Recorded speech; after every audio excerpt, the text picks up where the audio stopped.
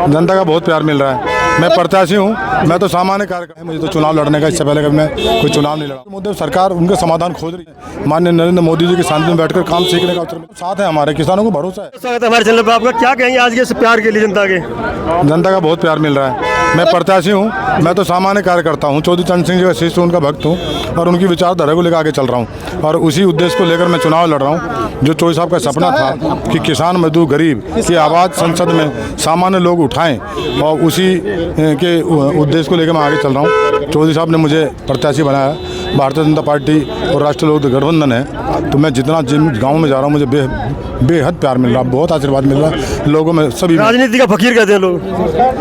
अब फकीर तो है, ये मौका मुझे चौधरी साहब ने दिया। पहला मौका है मुझे तो चुनाव लड़ने का, इससे पहले कभी मैं कोई चुनाव नहीं लड़ा हूँ। सामाजिक राजनीतिक अपनी विचारधारा को, राष्ट्रीय लोक विचारधारा को आगे चला हूँ और अभी भी चल रहा हूँ। अब ये मौका मिला, संवैधानिक पद के साथ मुझे काम करने का अवसर मिलेगा। देश की संसद में माननीय नरेंद्र मोदी जी के सानिध्य में बैठकर काम सीखने का अवसर मिलेगा। चौधरी जैन जी की प्रेरणा के साथ मैं काम करूँगा।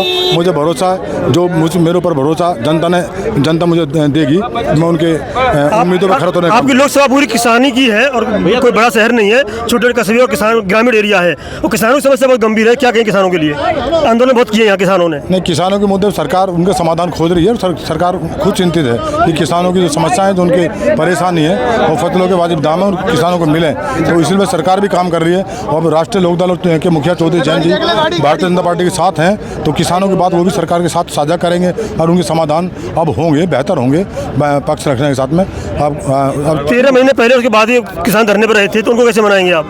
किसान सब साथ हैं हमारे, किसानों को भरोसा है। किसानों की बात करने वाले लोग हम जब सरकार के साथ खड़े होंगे तो उनके मुद्दे, उनकी समस्या का समाधान स्वयं होना है, ये तो तय है। सबसे पहले एमएसपी सब चीज़ें अब वो बात रखी जाएंगी, सब रहेगा।